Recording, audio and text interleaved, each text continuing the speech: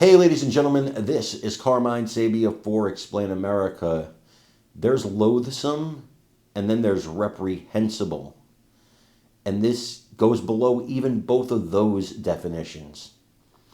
Before we get started, please make sure you like, comment, share, and subscribe. Those little things really help us out, and they help our channel continue to grow. I'm going to say some things here that may anger some people, and I want to give you that trigger warning right from the beginning. Last night, I was actually headed to bed, and as I often do, I flip on the news and I try to fall asleep watching the news because I got to be here the next day. I got to give you guys the headlines, and if anything breaks overnight, and it happens, I want to know it. Well, I put on the news, and then I couldn't sleep. A young couple leaving a Jewish event, interestingly enough, an event to send aid to Gaza, was gunned down, deleted from this earth by a man, a monster, who then pretended to be a witness until he finally admitted to the police what he did, and then chanted, "Free, free Palestine."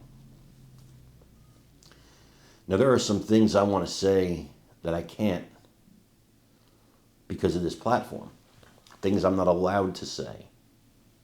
But I think you understand what I think of the Free, Free Palestine movement, and I think yesterday encapsulates why I feel the way I feel. And of course, I won't paint a broad brush about everybody in the movement, but damn it, it's based in anti-Semitism. We have to stop pretending that it's not, and we have to stop pretending that Minnesota Democrat Representative Ilhan Omar is not an anti-Semite terrorist supporter and a radical. Today, she was asked her thoughts on the tragedy in Washington, D.C. last night. And instead of being a human being, instead of being a person with a soul, instead of being a person who values the lives of everybody, Christian, Jew, Muslim, atheist, Buddhist, Wiccan, whatever you are, instead of being a person who values those lives, she showed exactly who she is when she could not even utter a word of sympathy, a condolence, anything. Even Alexandria Ocasio-Cortez immediately condemned the acts. I would argue the blood is on her hands too, because she chants "Free, free Palestine." There is no Palestine. There never has been a Palestine. It's never existed. It is a fantasy. These are Jordanian refugees in Gaza. That is what they are. History books will support me on this. What I'm telling you is reality, not a media fantasy.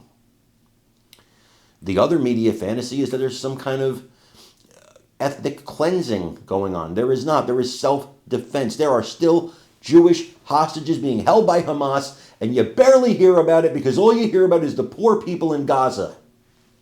And then they're on the college campuses, they're brainwashing these kids, and that is why you see things that happened last night. And I'm sorry, I'm sitting here before you today telling you that I don't believe for a second, not for a microsecond, that we've seen the last of these attacks. Dear God, I wish,